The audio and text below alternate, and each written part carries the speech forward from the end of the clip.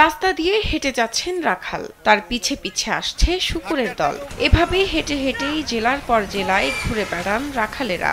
আমরা যাবো যশোর, কুষ্টিয়া, ঝিনাইদহ, বারোবাজার, কালীগঞ্জ, মাগুরা, 12 মাসে বা এরকম মাঠে মাঠে ঘুরে বেড়ায়। পরিণত শুকুরেরা মাটি খুঁড়ে নিজের খাবার সংগ্রহ করে। স্থান বদলের সময় বড় শুকরগুলোর জন্য কোনো বাহন লাগে না, তবে নতুন বাচ্চা জন্ম দিলে 7 থেকে 8 দিন পর্যন্ত সেগুলোকে বস্তায় ভরে কাঁধে নিয়ে চলতে হয় রাখালদের। 6 মাস পর পর বছরে 2 বার বাচ্চা দেয় শুকরগুলো। 3 থেকে 4 মাস পর মায়ের দুধ ছাড়লে শুকরগুলো বিক্রির উপযোগী হয়। এটা বড় হতে কতদিন সময় লাগবে? 3 মাস তো লাগবে। জেনেক্সে শিফট করো, লাইফকে লিফট করো।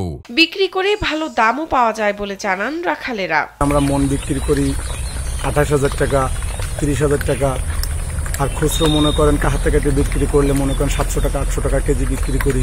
শুকর পালনের জন্য এসব রাখালেরা মাসিক 15 থেকে 20,000 টাকা পর্যন্ত বেতন পান শুকরের মালিকের কাছ থেকে। আমরা বেতন চুক্তি কাজ করি, আমাদের বেতন 18,000, 20,000, 22,000 এরকম করে আমাদের মাসিক বেতন দেয়। একটি দলে 4 থেকে 5 জন রাখাল থাকে। অভিজ্ঞতার ভিত্তিতে নির্ধারণ করা হয় রাখাল সর্দারও। আমরা এখানে আছি 7 জন।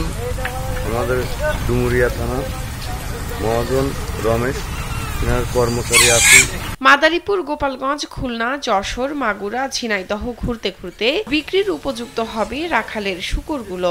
এইভাবে হাঁটতে হাঁটতে আর আসছি গোপালগঞ্জ, কাকেরহাট, মাদারীপুর ওই দিক দিয়ে। ঠিক আছে। শাহনাজ পারভিন, কালবেলা।